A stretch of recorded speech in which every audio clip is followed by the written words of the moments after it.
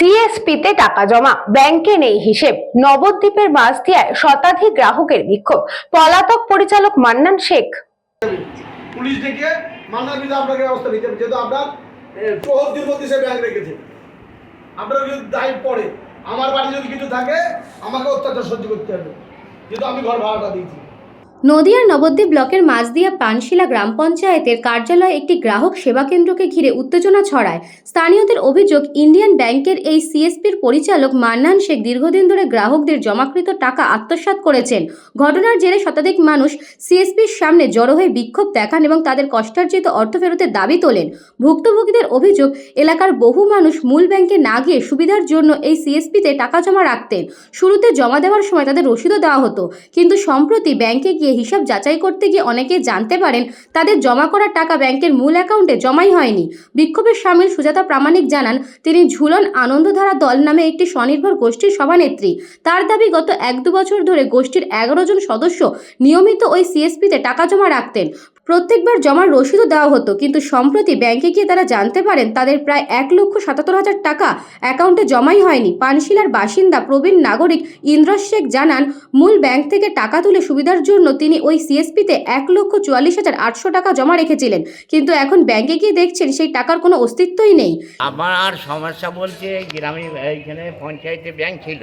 আচ্ছা, আমি সুবিধার জন্য আমি গ্রামীণ ব্যাংক থেকে মুকুন্দপুর থেকে এখানে চলে আসি টাকাটা নিয়ে, বুঝছেন। টাকাটা এখানে থুই। আমি 15 দিন আগেও আমি দেখলাম, আমি টাকাটা আমি লিঙ্ক করে দেখলাম টাকাটা আমার আছে 1,44,800 টাকা আছে। আজকে গিয়ে দেখি টাকা নেই। শিমুলগাছির বাসিন্দা খোকন মণ্ডল অভিযোগ করেন, সম্প্রতি তার স্ত্রী মারা গিয়েছে।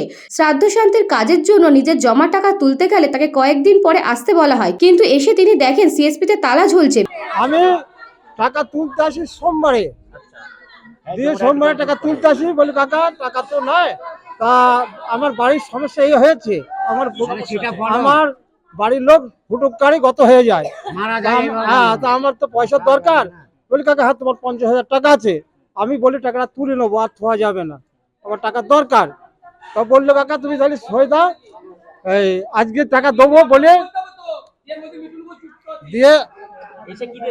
দিয়ে এসে আজকে না কালকে সোমবার আলো দিয়ে বুধবারে আমাকে দিল 10,000 টাকা গেল। দিয়ে বললে কাকা তাহলে তুমি শুক্রবারে টাকা পাবা, তুলো। শুক্রবার যেই আসলাম, কাকা তোমাকে আমি দেখা করতে বলেছি, আজকে তো টাকা দেবো না, তুমি আগামী সোমবারে এসো কাকা, তোমার সব টাকা আমি ম্যানেজ করে দেবো, তুলে দেবো। এই কথা বলে যে সোমবারে আসি, 3বার পাক মারলাম, পঞ্চায়েত থেকে খুলিনি। তাহলে আমি ওই টাকা নিয়ে বাড়ির লোকের কাজকর্ম করবো, আমি আর করতে পারছি, ধার দেনা করে কোথায় যাবো। বিক্ষোভকারীদের দাবি, শুধু কয়েকজন নয়, শতাধিক মানুষ এই ঘটনার শিকার হয়েছেন। কারো মেয়ের বিয়ের জন্য জমিয়ে রাখা টাকা, কারো চাষের ফসল বিক্রির অর্থ, আবার কারো বাড়ি তৈরির সঞ্চয়, সবটাই আটকে গিয়েছে বলে অভিযোগ। স্থানীয়দের একাংশের দাবি, পঞ্চায়েত ভবনের মধ্যেই এই সিএসপি দীর্ঘদিন ধরে চলছিল, ফলে সাধারণ মানুষের মধ্যে একটি আস্থা তৈরি হয়েছিল। এই বিশ্বাসকে কাজে লাগিয়ে এই প্রতারণা চালানো হয়েছে বলে তাদের অভিযোগ। তাদের ধারণা, ক্ষতিগ্রস্ত মানুষের সংখ্যা আরও অনেক বেশি হতে পারে এবং আত্মসাতের অঙ্ক 50 থেকে 60 লক্ষ টাকা বা তারও বেশি হতে পারে, যদিও এই অঙ্কের কোনো সরকারি নিশ্চিত তথ্য এখনো সামনে আসেনি। খবর পেয়ে ঘটনাস্থলে পৌঁছায় নবদ্বীপ থানার পুলিশ ভুক্তভোগীদের পৃথকভাবে লিখিত অভিযোগ জমা দেওয়ার পরামর্শ দেয়। পরে বহু মানুষ তাদের অভিযোগ পুলিশের কাছে জমা দেন।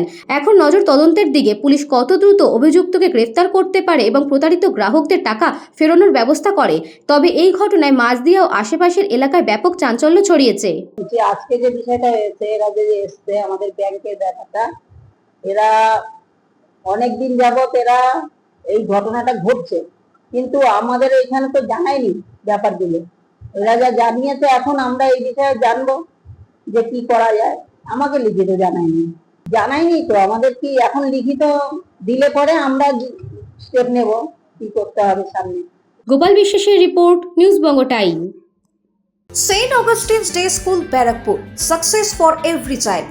Admission open session 2026 to 2027. Contact number 9007934555. AM Jewelers Ichhapur Anandamath. আমাদের মেকিং চার্জ 3%।